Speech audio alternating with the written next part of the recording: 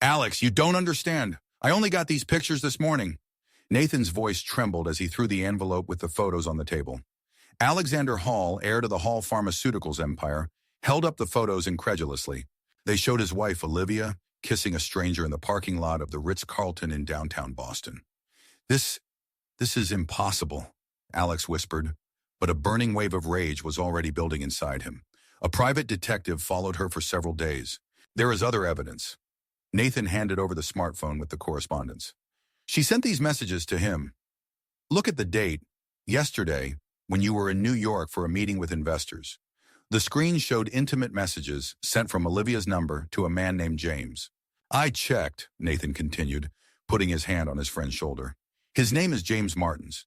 He stayed at the Ritz-Carlton several times in the last month, every time you went away on business. Alexander clenched his fist so hard that his knuckles turned white. She's pregnant, Nathan. Olivia is pregnant. We just found out yesterday. A shadow crossed Nathan's face. I'm very sorry, friend, but are you sure the child is yours? The door swung open and Olivia Hall, a brilliant biochemist whose cancer research had made her a star of the scientific world, walked into the office. Her chestnut hair was elegantly coiffed, and her emerald dress accentuated her slender figure. The smile on her face faded when she saw her husband's expression. Alex, what's going on? Alexander silently handed her the photographs. Explain this. His voice was cold as ice. Olivia looked at the pictures and the blood drained from her face. Alex, I've never seen this man. There's some kind of mistake. Mistake? Alexander threw Nathan's phone at her. And these messages are also a mistake. Or maybe the key card to the Ritz-Carlton room that was found in your car is also a mistake. Olivia stared at her cell phone in horror, reading messages she had never written. Alex, I swear it wasn't me. I've never been to the Ritz-Carlton with this man. It's a fake. Someone is trying to break us up. Stop lying, Alexander exploded. You were there. There are witnesses. The hotel staff identified you. No. Olivia took a step towards her husband, but he recoiled as if her touch could burn him. Alex, think. Why would I do this? We've been trying for a year now, and we've finally succeeded. Why would I ruin everything? Nathan shook his head. Alexander, I have prepared the divorce papers. Security is already collecting her things. What? Olivia looked from Nathan to her husband in shock. Alex, you can't seriously... Get out of my house, Alexander interrupted her, turning away to the window. I don't want to see you anymore. Alex, I'm carrying your baby, Olivia screamed, tears streaming down her face. Please listen to me. Security, Nathan said coldly into the intercom. Two strong men entered the room. Escort Mrs. Hall to the exit. Her things will be sent after her. Alex, Olivia screamed as she was led out of the house where she had lived happily for 5 years. This is a mistake. Think of the baby, our baby. But the doors of a luxurious mansion in the suburbs of Boston slammed shut in her face, cutting her off from the life she knew, the husband she loved, and the future she dreamed of. The most interesting part is coming. Stay with us to find out how it all ends. In the meantime, like and subscribe to the channel so you don't lose it. Olivia stood in the middle of the driveway in the emerald dress she had worn for the celebration today when she was about to tell everyone about their long-awaited pregnancy. The pouring rain quickly soaked her to the skin, mixing with the tears streaming down her face. Your access to the company's accounts has been blocked, the head of security told her, without looking her in the eye. Your pass has been deactivated. Mr. Hall asked me to tell you that your personal belongings from the lab will be delivered to you later. Olivia couldn't believe this was happening to her. Just 2 hours ago, she had been happy, preparing for a celebratory dinner with her husband and his parents to announce her pregnancy. And now she was standing in the rain, thrown out of her own life. Can I at least talk to his parents? She asked, shaking from the cold and shock. They need to know there was a misunderstanding. The head of security shook his head. I have strict instructions, Mrs. Hall. Or rather, Miss Grant, he corrected himself, using her maiden name. You are not allowed to have contact with any member of the Hall family. Olivia climbed into her BMW, the only thing she had left, and drove out of the estate gates in a daze. She didn't know where to go. Her parents had died years ago. All her friends were connected to Alexander and Hall Pharmaceuticals. Her life was completely intertwined with her husband's. 10 minutes later, her phone began vibrating with notifications. Access to corporate email has been blocked. Access to bank accounts has been temporarily suspended. Notification: divorce papers have been sent for signature. She pulled into the parking lot of a 24-hour drugstore, unable to continue. Her thoughts raced. Who could have done this? Who hated her enough to ruin her life? Suddenly she felt sick. Olivia jumped out of the car and barely made it to the trash can. The morning sickness she had been happily enduring for the past few days now seemed like a cruel joke of fate. She was pregnant, alone, penniless, homeless, accused of a betrayal she had not committed. In the dim light of the drugstore, Olivia looked at her reflection in the bathroom mirror. On her ring finger glittered a 5-carat diamond engagement ring, a gift from Alexander for their second anniversary. The cost of the ring would have kept her house for months. With a heavy heart, Olivia took off the ring. She didn't want to part with it, but there was no choice. An hour later, having sold the ring to a pawn shop on the outskirts of town for a quarter of its value, Olivia checked into a cheap motel on the outskirts of Boston. Sitting on the creaky bed, she placed a hand on her still flat stomach. "Don't worry, baby," she whispered, swallowing tears. "I'll protect you. We'll get through this." The first ray of hope came that morning when Olivia tried to find a job. She was one of the country's leading biochemists, with publications in prestigious scientific journals and groundbreaking patents. Someone would want to hire her, despite her sudden break with Hall Pharmaceuticals. But reality turned out to be cruel. "We'd be glad to have you on our team, Dr. Grant," the director of the Biotech Research Center said, looking over her resume. "Your accomplishments are impressive.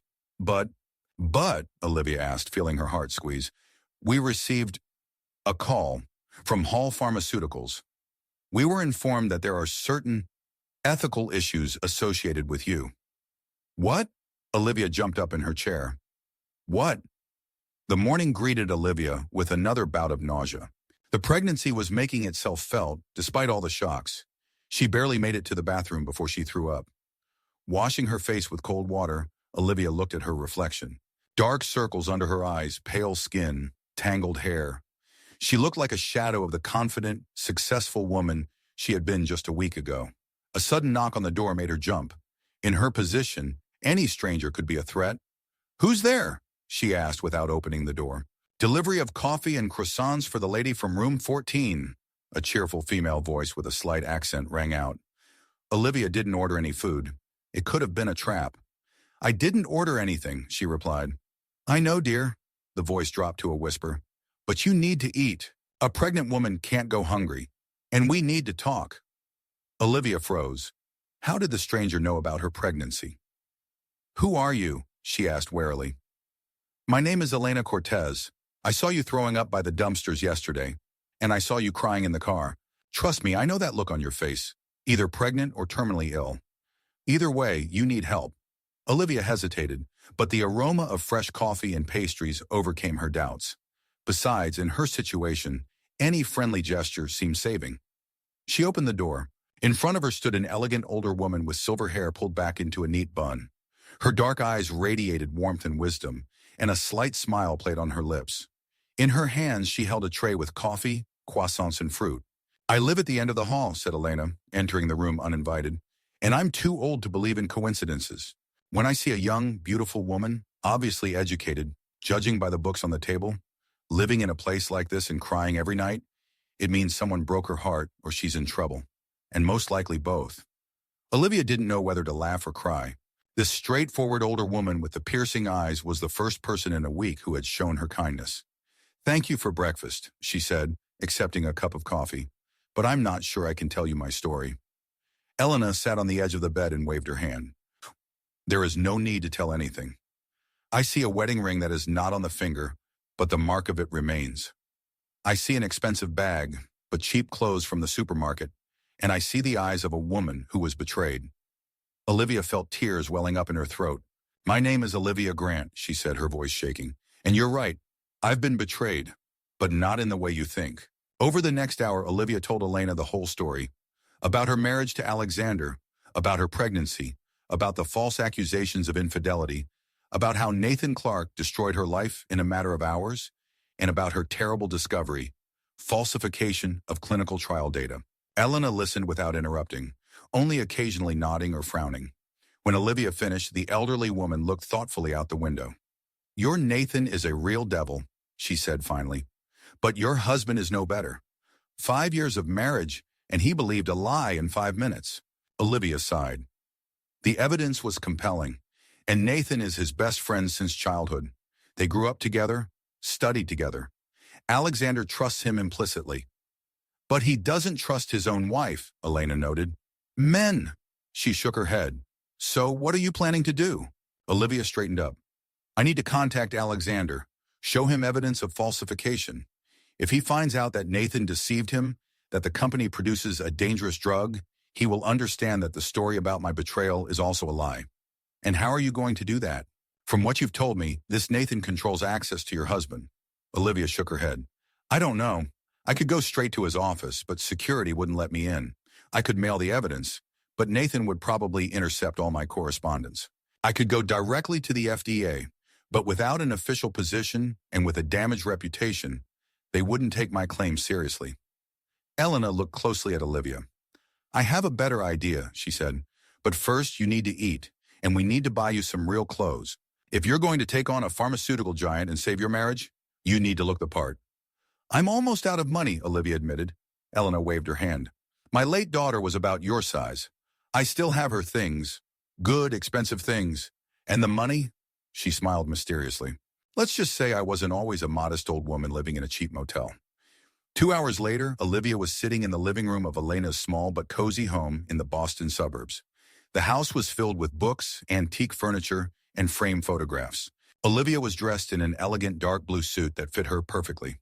Her hair was styled, and her face was lightly made up, hiding the traces of sleepless nights. "Marissa was my only daughter," Elena said, looking at the photograph of the beautiful dark-haired girl. "She died of cancer 5 years ago. She was 32. "I'm so sorry," Olivia said sincerely.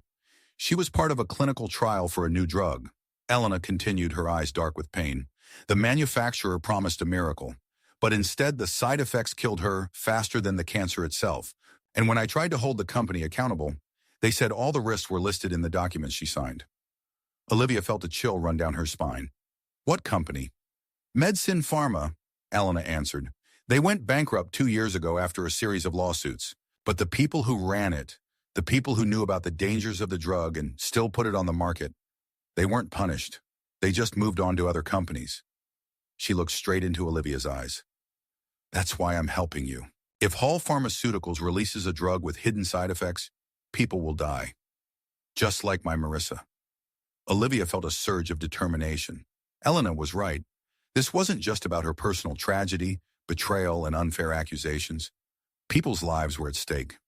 "What do you suggest?" she asked. Elena opened her laptop. "My neighbor is Dr. Ramón Torres. He runs a small clinic for the poor in South Boston. After Marissa died, he became my friend.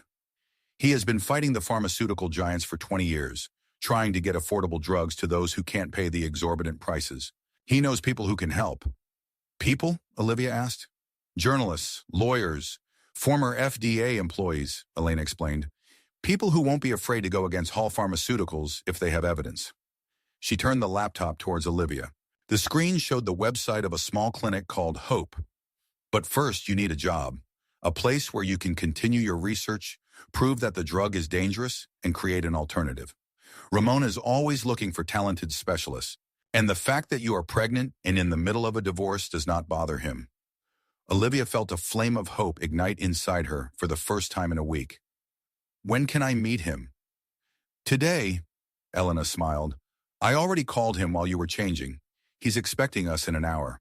The Hope Clinic was housed in an old brick building on the outskirts of South Boston, a less than affluent neighborhood that stood in stark contrast to the swanky skyscrapers of downtown, where Hall Pharmaceuticals headquarters stood. When the taxi pulled up in front of the clinic, Olivia couldn't help but hold her breath. The waiting room was crowded, mothers with children, elderly people, workers in dirty clothes. They were all patiently waiting their turn to be seen. "Don't be scared," Elena said, noticing her reaction.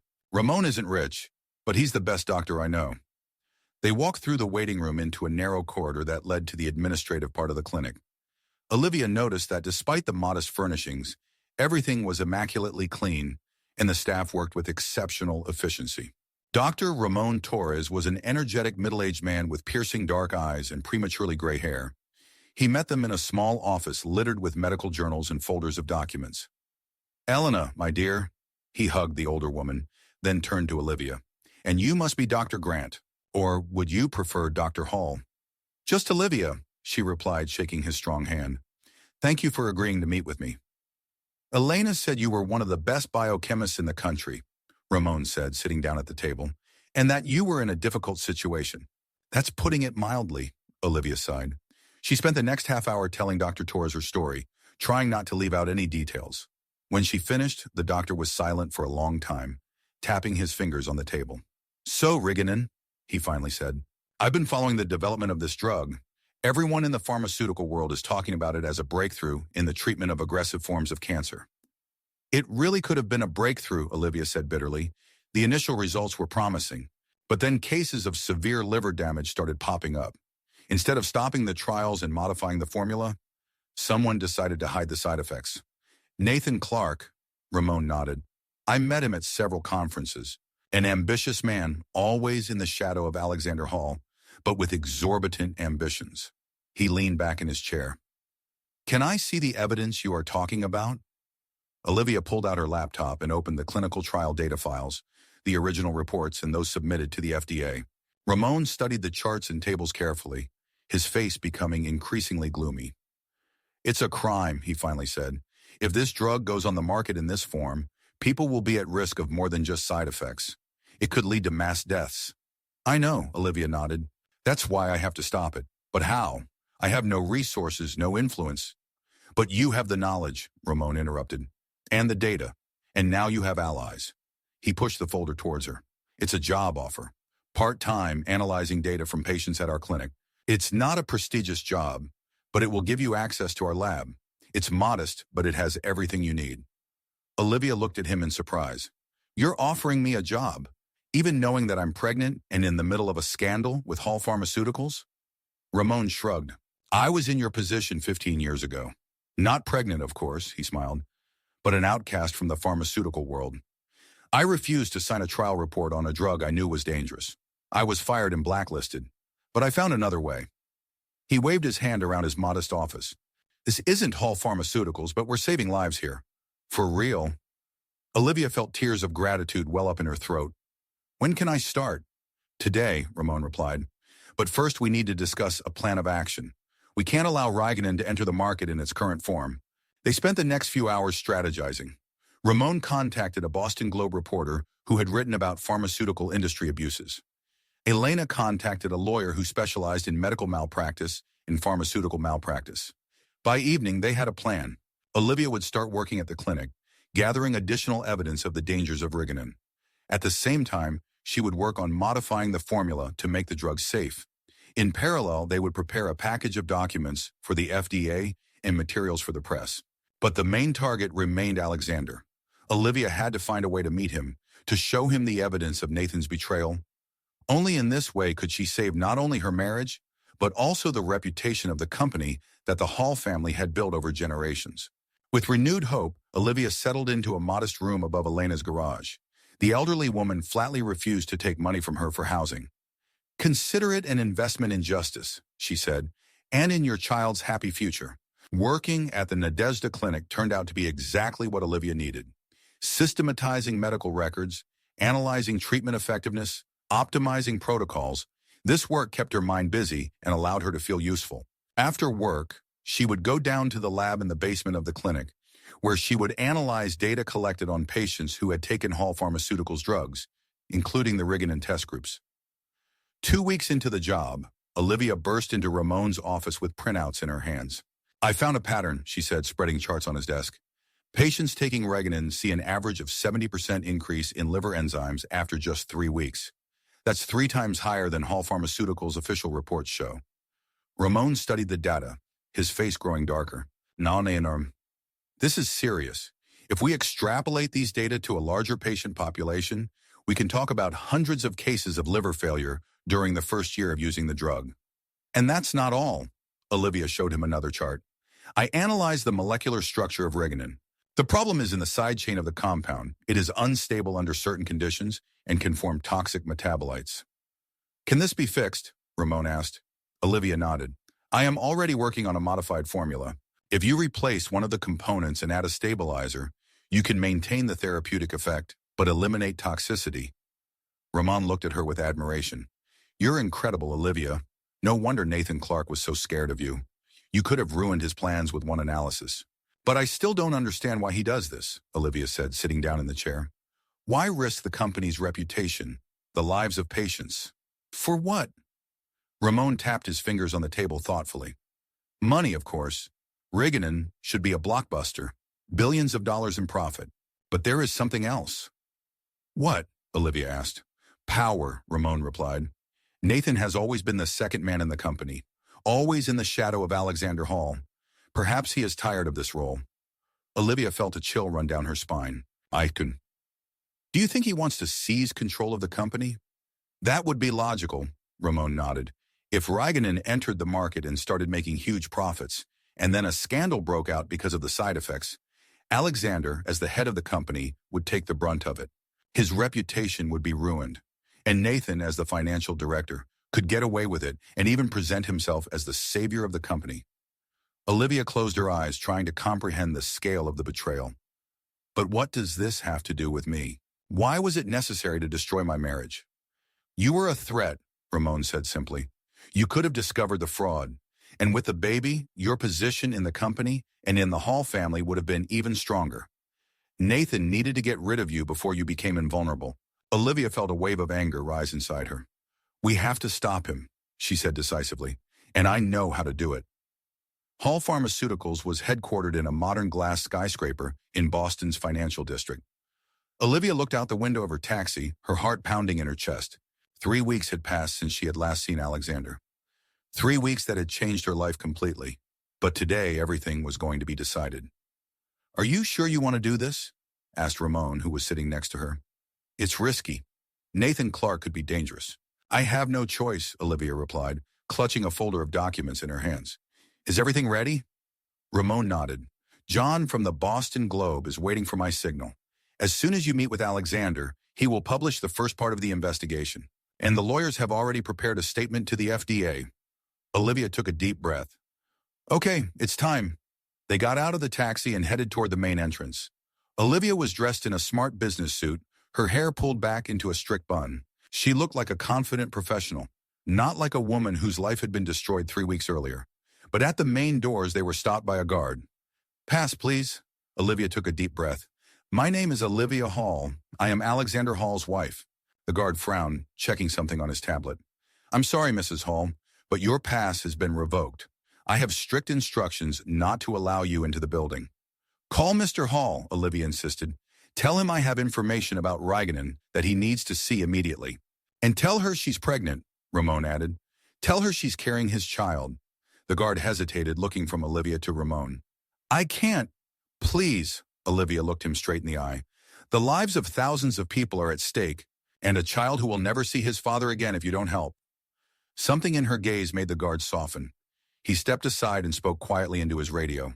A few minutes later, he returned. Mr. Hall will be coming down to the lobby. Please wait here. Olivia felt her legs buckle. She would see Alexander.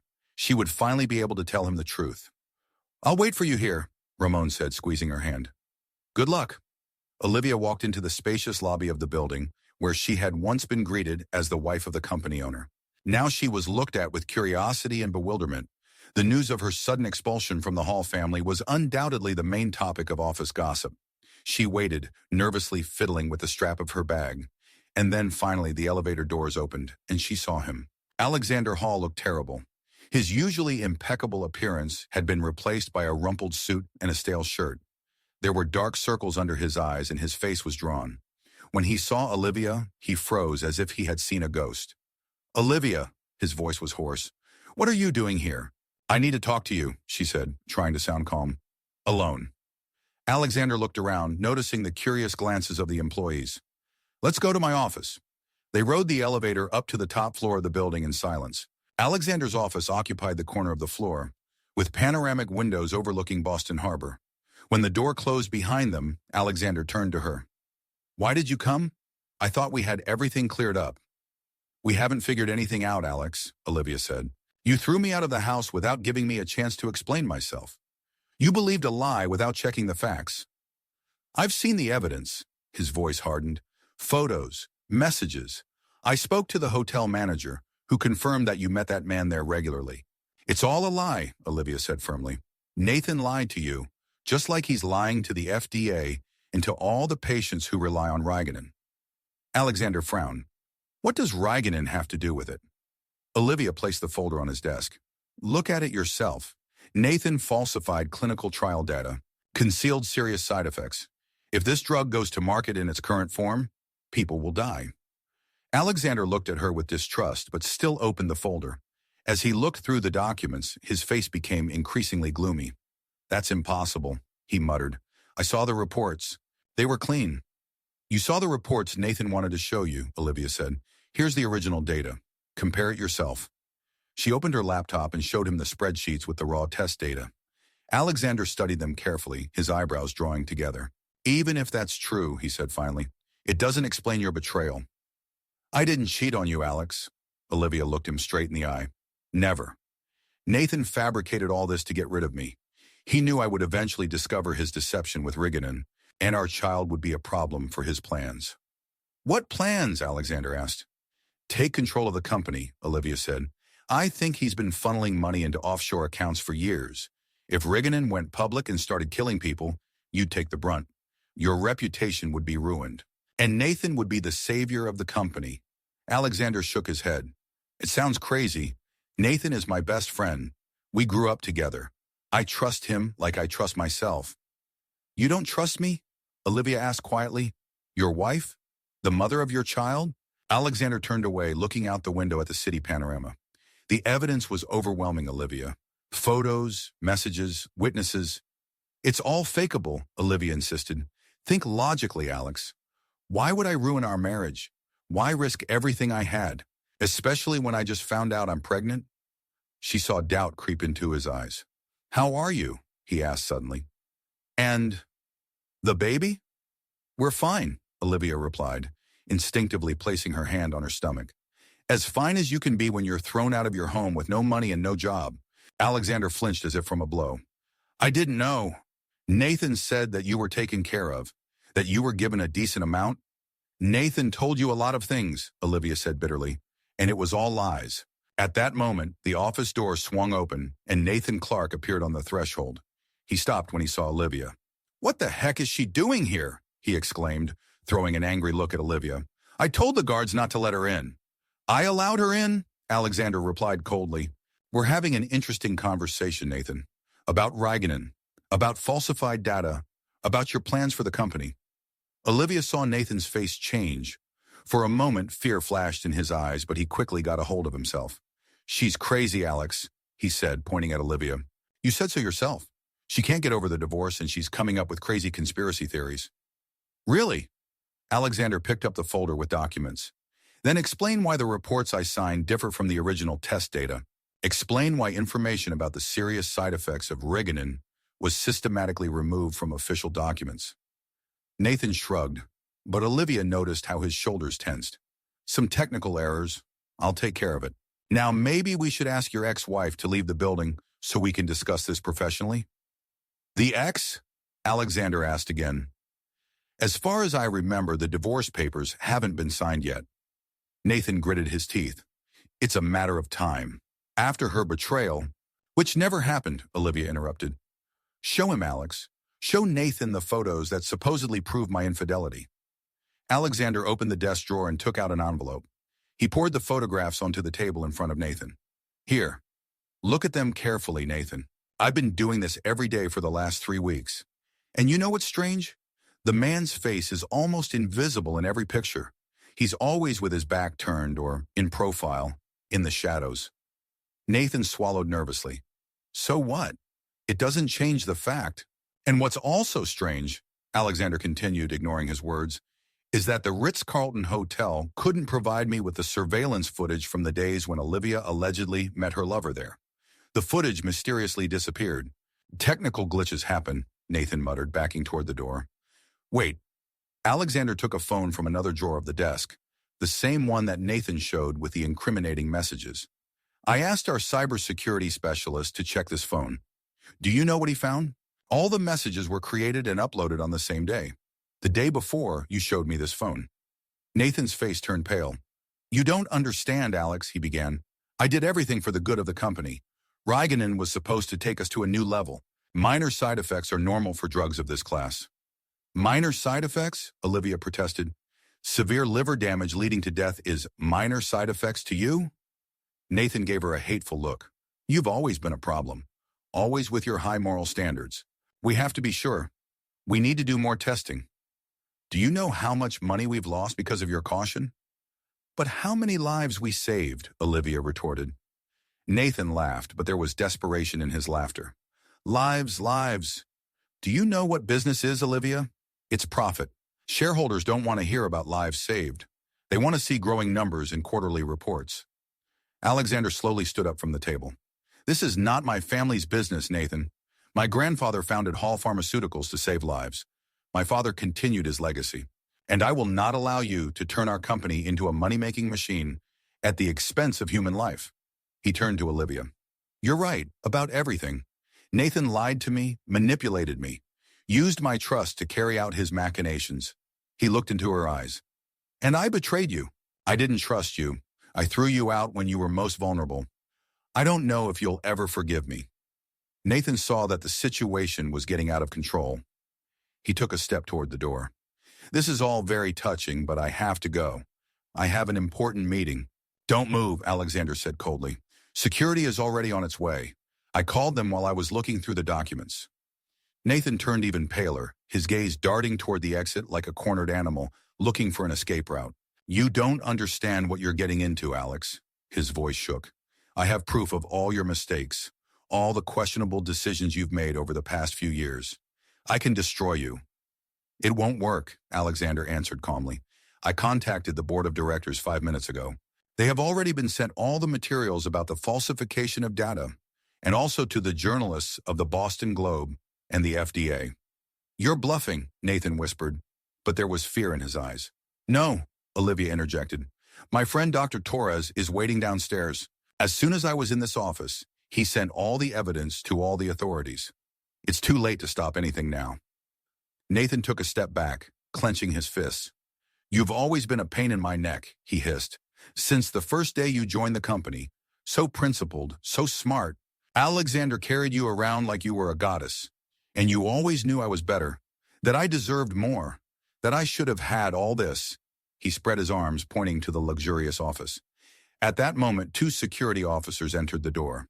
Take Mr. Clarke away, Alexander ordered. Hand him over to the police when they arrive.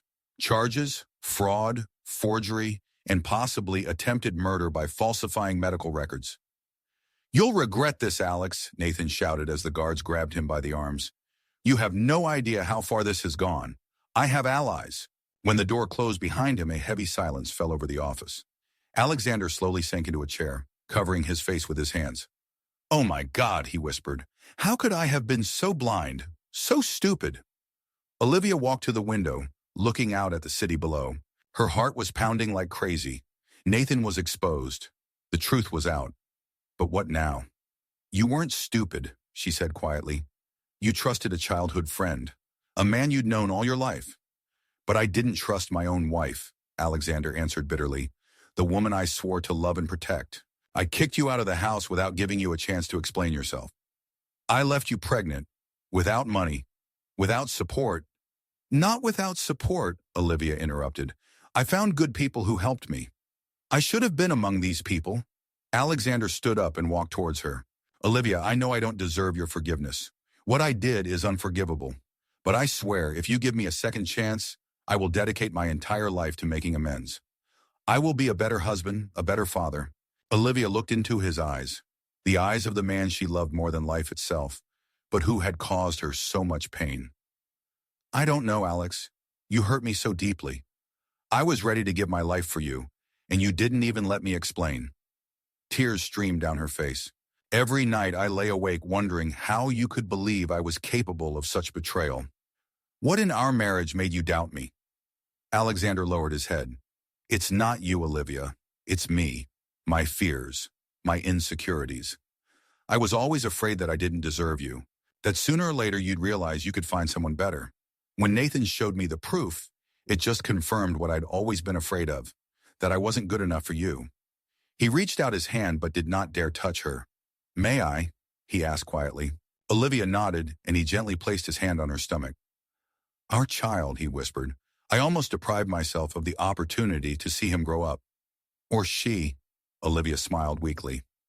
Alexander raised his eyes to her, full of tears. I love you, Olivia.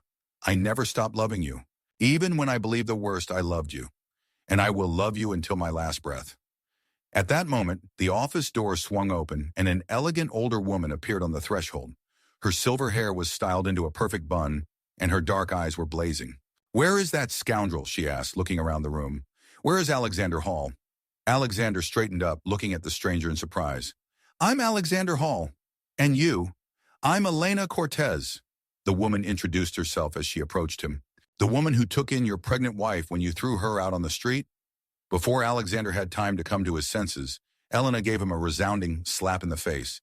This is for what you did to Olivia. Alexander didn't protest. He just stood there, taking the blow as it came. You're right, Isker, he said. I deserve more than a slap. Elena looked at him appraisingly. At least you're not making excuses. That's something. She turned to Olivia. Ramón called me, said Nathan had been arrested and you two were talking. I figured you might need some support. Olivia smiled gratefully at the older woman. Thank you, Elena, but I can handle it. Elena nodded but did not leave. She sat down in a chair, crossing her arms over her chest. I'll stay here if you don't mind, just in case your husband needs another slap.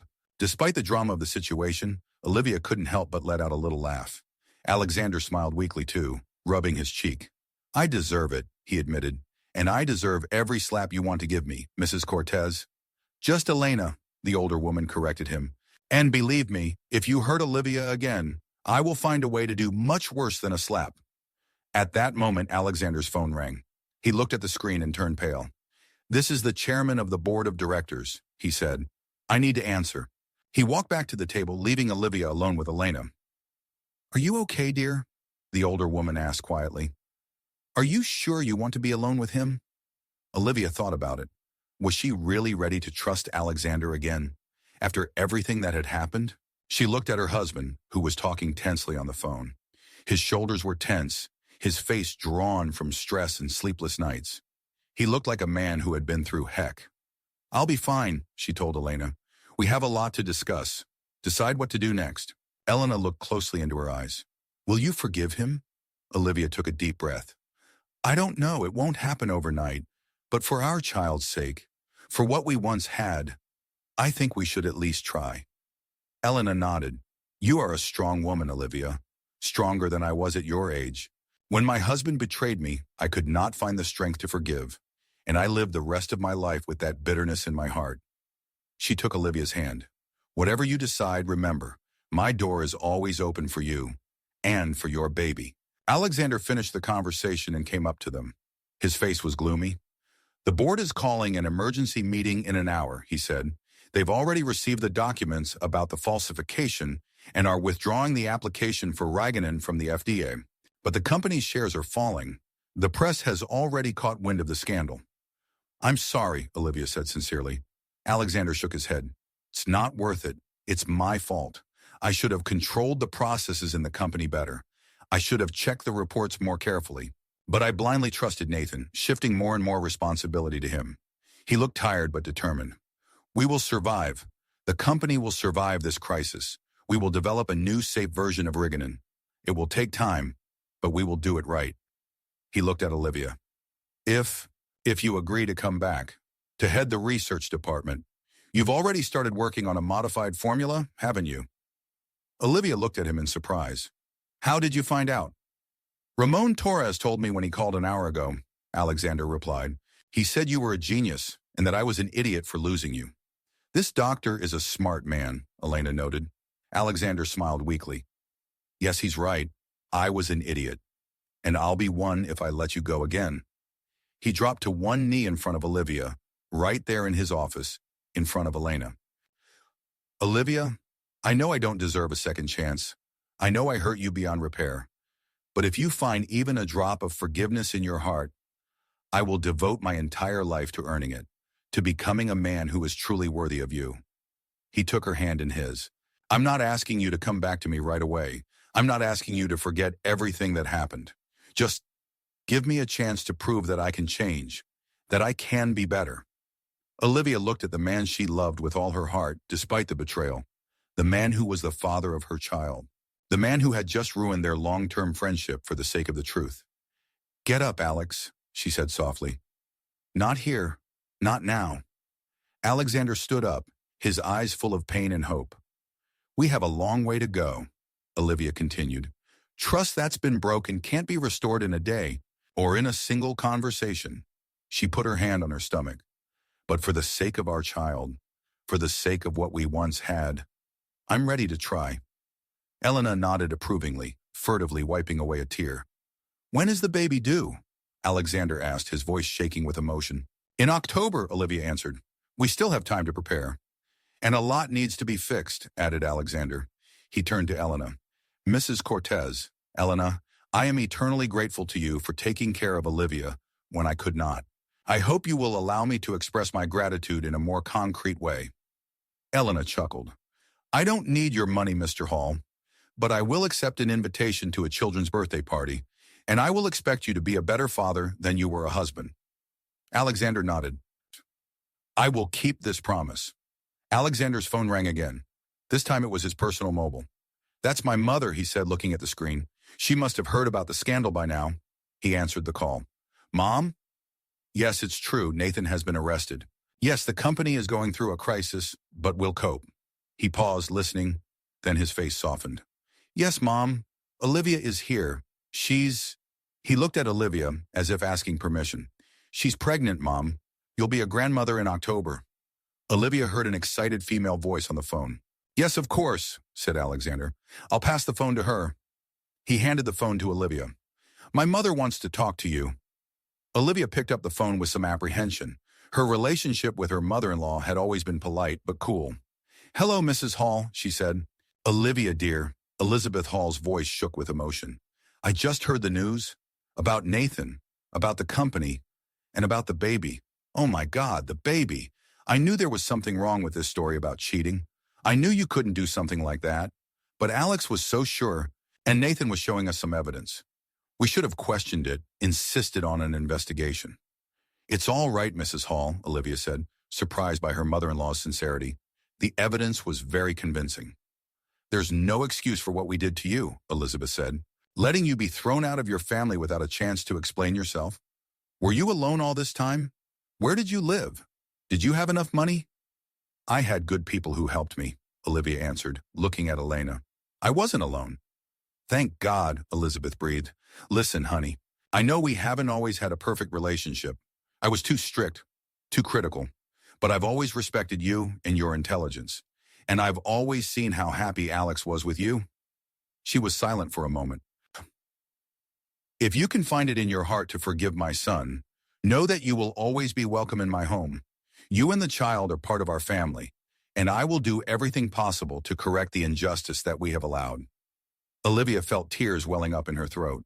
She had never heard Elizabeth Hall speak with such warmth and sincerity. "Thank you, Mrs. Hall," she said. "It means a lot to me." "Elizabeth, please," her mother-in-law corrected. "Or Mom, if you can ever call me that." When Olivia ended the call and returned the phone to Alexander, her eyes were wet with tears. "Was your mother always so emotional?" she asked with a slight smile. Alexander shook his head. "Never. The prospect of becoming a grandmother must have touched some strings of her soul unknown to me. Or she's just a good woman who has finally shown her true colors," Elena noted. Olivia looked at her watch. "You have a board meeting to attend," she reminded Alexander, "and I have to get back to the clinic. Ramón is waiting for the results of the latest tests on the modified formula." Alexander nodded. "When can we talk?" "Really talk?" Olivia thought about it. "Come to Elena's house this evening. We'll have dinner together and discuss how to move forward." Alexander's face brightened. "I'll be there, anytime you specify." 7, Olivia said. "And don't bring flowers or gifts. Just come. Be yourself." Alexander nodded. "I will." As Olivia and Elena exited the Hall Pharmaceuticals building, they were met by Dr. Ramón Torres. He was waiting by his modest car, his fingers nervously tapping the steering wheel. "Well," he asked as they approached, "how did it go?" "Nathan's under arrest," Olivia replied. "Alexander knows the truth about the falsification of data and the frame-up betrayal." "And on a personal level?" Ramón asked cautiously. Olivia sighed. "It's hard. I don't know if I'll ever be able to fully forgive him. But for the sake of the child, for what we had, I want to try." Ramón nodded. "It's a wise decision and a brave one. Not everyone is capable of forgiveness after such a betrayal." "I haven't forgiven him yet," Olivia clarified. "But I'm willing to give him a chance to earn that forgiveness." Ramón smiled. "What about our clinic? Now that your husband is back in your life, will you return to Hall Pharmaceuticals?" Olivia thought about it. "I don't know.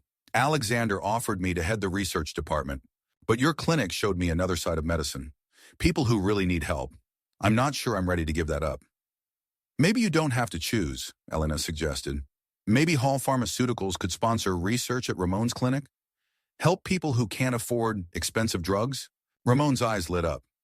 "That would be revolutionary. A pharmaceutical giant working directly with a clinic for the poor? Developing drugs that would be available to everyone, not just the rich?" Olivia felt hope flare up inside her. It could work. Alex always said that the company's mission is to help people. Maybe this is a chance to return to the true values established by his grandfather. She looked at the Hall Pharmaceuticals building, sparkling in the rays of the setting sun. "Won't be easy. The shareholders, the board of directors, they all care about profit. But you have one very important trump card," Elena noted with a sly smile. "You are carrying the heir to the Hall empire, and judging by the way Alexander looked at you, he will do everything to earn your forgiveness." Olivia placed her hand on her stomach, feeling a new life growing inside her. A child who had nearly lost his father to lies and betrayal, but who could now become a symbol of a new beginning. "I'm not using the child as a tool for manipulation," she said firmly. "But if Alexander really wants to fix the situation, this could be the beginning of something important. Not just for us, but for thousands of people who need help." Ramón nodded approvingly. "From the ashes of betrayal, something beautiful can be born, Olivia. Something that will change the lives of many people for the better." Elena patted her hand. "Now it's time for us to go home. You need to rest before dinner with your husband, and maybe put on some makeup. Men love it when women look stunning, especially when they feel guilty." Olivia laughed, the first real, happy laugh she'd heard in weeks. She didn't know what the future would bring, if she would ever be able to fully forgive Alexander, if their marriage would ever return to what it was before. But she knew one thing: the little life growing inside her deserved the chance to know its father. And maybe from the ashes of this crisis, something better than what they had before could actually be born. As they climbed into Ramon's car, Olivia took one last look at the Hall Pharmaceuticals building. Her war wasn't over. Nathan was only part of the problem. There were still many battles to fight with shareholders, with the board, with a system that put profits above lives. But today she had won a major victory, and for the first time in a long time, Olivia felt like the future could be bright. "Ready?" Ramón asked, starting the car. Olivia smiled, placing her hand on her stomach. "Yes," she replied. "We're ready." And they rode off into the sunset, leaving behind the shadows of the past and heading towards an unknown but hopeful future. Epilogue. 6 months later. The Hall Pharmaceuticals boardroom had never seen such tension. 10 people in expensive suits sat around a long mahogany table, their eyes fixed on Olivia, who stood before them. Her visibly rounded belly was the only indication that she was 8 months pregnant. Otherwise, she exuded such strength and confidence that no one would have dared to consider her vulnerable. "Gentlemen, Olivia began, placing her hands on the folders of documents lying in front of each member of the board. "Before you is a business plan for a new division of Hall Pharmaceuticals, the Affordable Medicines Program." She paused, looking each council member in the eye. "Yes, today we are at a crossroads. After the scandal with Regionin, our company lost 30% of its market value. Our reputation has been seriously damaged. But in every crisis, there is an opportunity." Alexander, who was sitting at the head of the table, nodded to her in support. "The Affordable Medicines Program is not a charity," Olivia continued. "It is a long-term strategy that will allow us to restore public trust expand our customer base, and at the same time fulfill the mission set forth by the company's founder, to help people. She activated the presentation on the large screen behind her. Collaboration with the Nadezhda Clinic and a network of similar institutions will allow us to develop drugs that will be available to people with different income levels. Our research groups will have direct access to patients who need new treatment methods. Marcus Baker, the most conservative member of the council, shook his head. That all sounds great, Dr. Hall, but where's the profit? We're a joint stock company, not a charity. Olivia smiled as if she had been expecting this question. On page 23, you will find the financial forecasts. The modified version of Riganin is already showing excellent results in clinical trials. Unlike the original formula, it has no dangerous side effects. We will sell it at a premium price to private clinics and insurance companies, but at the same time, we will launch a support program for low-income patients. She turned the slide. Our calculations show that with this approach, we will be able to cover 30% more patients than originally planned, and long-term contracts with state health programs will ensure stable income even during periods of economic instability. The board members began flipping through the pages, studying the financial statements. Some of their faces brightened as they saw the numbers. It's impressive, Baker admitted, but still risky. Life is a risk, Marcus, Alexander intervened. The last 6 months have taught me that sometimes you have to risk everything to keep what's most important. He looked at Olivia with undisguised admiration. The modified version of Riganin that my wife developed will save thousands of lives, and it will also bring profit to the company. Isn't that the essence of our business? The door to the conference room opened and an elegant elderly woman looked in. Sorry to intrude, but the Boston Globe reporters are already there waiting, said Elena Cortez, who has become an indispensable member of their team in recent months, taking on the role of coordinating public relations for the new program. Alexander nodded. We're almost done. Is the council ready to vote? The council members looked at each other. After a few seconds of silence, Baker slowly raised his hand. I support the initiative, he said, on the condition that the financial indicators of the program are reviewed quarterly. One by one, the council members raised their hands. When the last hand went up, Alexander breathed a sigh of relief. The decision was made unanimously. The Affordable Medicines Program has officially been launched. Olivia felt a warmth spreading inside her. 6 months of hard work, sleepless nights, endless negotiations. And here it was. What started as a personal tragedy had grown into an opportunity to change the lives of thousands of people for the better. When the meeting ended and the council members began to disperse, Alexander approached Olivia. You were wonderful, he said, hugging her carefully. How are you feeling? Are you tired? Olivia smiled. A little, but it was worth it. Elena approached them, holding a phone in her hands. Soyez nous, Ramón just called. The trials at the clinic are going well. Patients are responding well to the new drug. She looked at Olivia with maternal pride. And now, young lady, you are going home to rest. The doctor said that you need to take care of yourself, especially in the last weeks of pregnancy. Olivia sighed. There's still so much work to do. Which we can do tomorrow, Alexander said firmly. Elena is right. The most important thing now is your health and the health of our daughter. He carefully placed his hand on her stomach, and at that moment, he felt a strong push. She's already a boxer like her mother, he smiled, just as fearless and determined. Olivia covered his hand with hers. I hope she gets the best from both of us. Your kindness, your faith in people. Elena watched them with tenderness. Let's go. I'll take you home. On the way, we'll stop at an Italian restaurant near the clinic. Ramón said he'll be there with his colleagues to celebrate the launch of the program. As they exited the Hall Pharmaceuticals building, they were met by a small group of reporters. Mr. Hall, Dr. Hall, can I ask you about the company's new initiative? Alexander exchanged glances with Olivia. She nodded. We have 5 minutes, he told reporters. Then I have to take my wife home to rest. Is the Affordable Medicines Program a response to the Riganin scandal? Asked a young journalist from the Boston Globe. This is a response to real needs, Olivia said. For too long, the pharmaceutical industry has put profits ahead of patients' lives. We want to change that paradigm by proving that you can help people and run a successful business at the same time. What happened to Nathan Clarke? Asked the female reporter. Is it true he took a plea deal with the prosecutors? Alexander's face tensed. The trial is ongoing. Mr. Clarke is indeed cooperating with the investigation, providing information about his accomplices in other pharmaceutical companies.